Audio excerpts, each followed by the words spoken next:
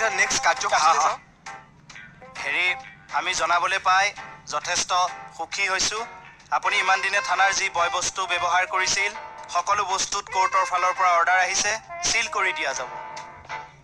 কি চিল কৰিছে মানে এইবোৰ বস্তু আৰু ব্যৱহাৰ কৰিব নোৱাৰে কেকেটা পিছৰ কাৰ্যসূচী প্ৰথমে তেখেতে ব্যৱহাৰ কৰা এই হেণ্ডেলডাল চিল কৰা হৈছে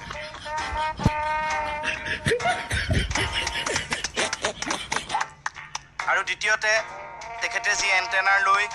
ইমান দিন চাকৰিত কামত ফাংফুঙতাৰে আগবাঢ়ি গৈছিল সেই এণ্টেনাৰ আজি থানাৰ ফালৰ পৰা সহায় দিয়া হ'ব হয় এই এণ্টেনাৰ কেতিয়াও ব্যৱহাৰ কৰিব নোৱাৰিব তেখেত ইয়াৰ পৰা যেতিয়া একেবাৰে যাবগৈ তেখেতৰ অকণমান চুলি থানাত দি থৈ যাব লাগিব তেখেতৰ এতিয়া বহুমূলীয়া ভাষণ এটা হ'লে ভাল আছিল এইটো কৰি লওঁ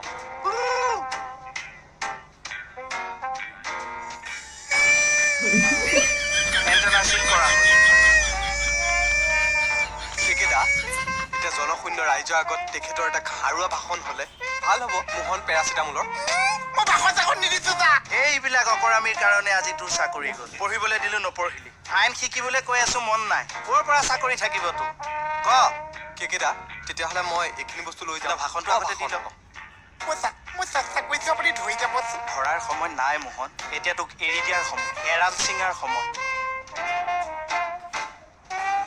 স্বৰ্গীয় আই এইটো ৰাইজক আজি ৰাইজক মাৰিয়ে পেলালে স্বৰ্গীয় ক বাবা শ্ৰদ্ধাৰ ৰাইজ সদায় আজি